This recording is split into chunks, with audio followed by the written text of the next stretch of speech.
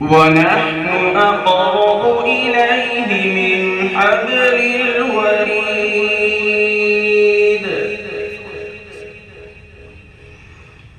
إذ يتلقى المتلقيان عن اليمين وعن الشمال قعيد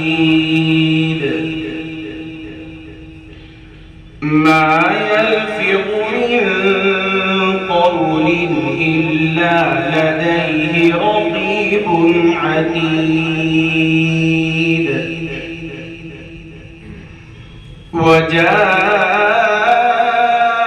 وجاءت سكرة الموت بالحق ذلك ما